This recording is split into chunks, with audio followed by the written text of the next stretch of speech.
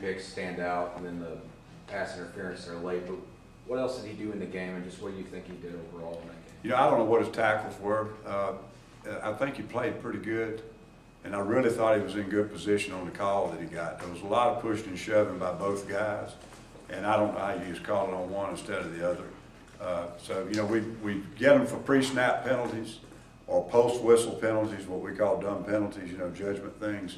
When they're competing like that, you know, you just got to tell them, hey, you got to do this, you got to turn, you got to get your hand here, you got to look, you got to whatever. You know, we try to fix the fundamental of it.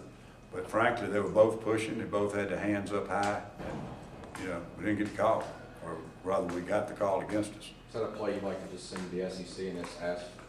We always ask them, and I'm not questioning the officials, but we send them in. It's part of the whole routine, you know, so that they can evaluate themselves. And a lot of times they can explain to us, here's what the player's going to have to do if you don't want that called.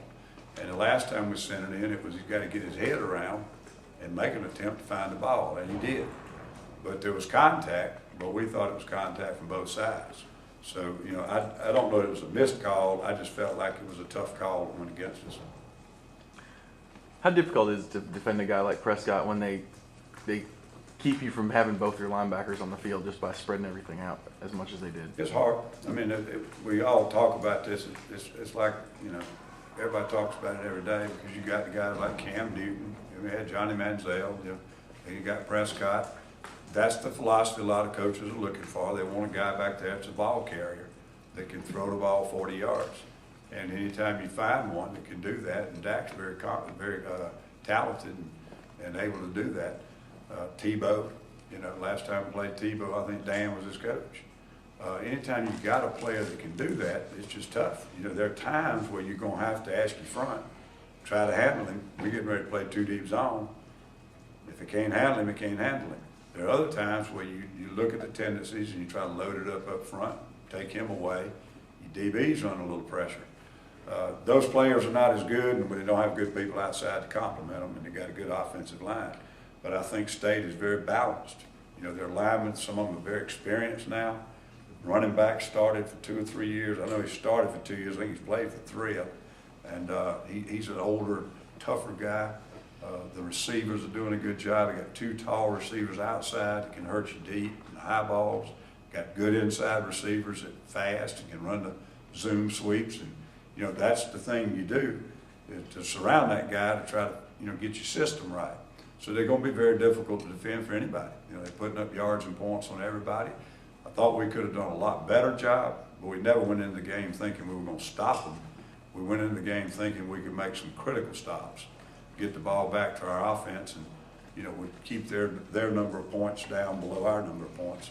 That's the objective when you play a good offensive team with that kind of balance. If you have another game down the road against a quarterback like that, can you use some of that 2-star dime to almost get Garrett on the field as a second linebacker option, or? No, we moved him inside now. He was playing quite a bit as a second linebacker. Nick Ruffin's backing up Thurezi now.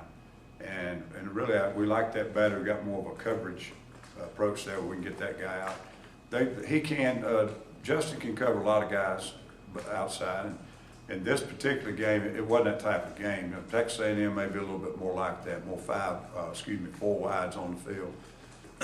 These guys, you know, had a tight end who's what we call an H-back who can play outside and inside. And we had some matchups. He made one great catch, you know, down there near the goal line. And one as good as any of their wide receivers caught, you know. And I can't really think it was Thurezi was on him, can't even remember. But he's a really good player. He's versatile. You know, of all the players on their offense, of course, Dak's the one that can do both. But the H-back, he's the one that really gives them the versatility because they can line up with him in the box, out of the box, on the box, and it makes you have to adjust on the fly. Ellis, you're 6 games in, regular season, 6 more to go. Where is the defense at compared to maybe where you were hoping it would be, your expectations are? I think we're playing pretty well except for just mental mistakes. We're giving away some plays. I think we're a little bit better football team than we're performing right now. Of course, that's what a coach always thinks. But the one thing that continues to be an issue right now is we're not getting any pressure on the quarterback with 4 people. It looks like Pascal back there, frankly. until we started bringing some people and getting in his face, he was making good throws. One of the picks came on a fire zone, and the other pick came on a man pressure, bringing 6 people, and when we didn't rush that many, he never threw us a ball.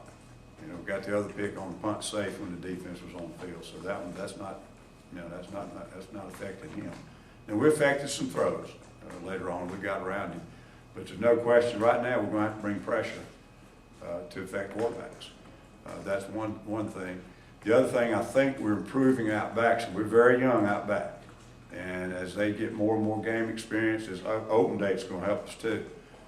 As they get more and more experience, I think we'll be a little more comfortable back there and make plays. Some of these plays we're not making, I think they'll make them. Is there any hope? Got time for one more. Is there any hope at this point to get Carl Lawson back in November?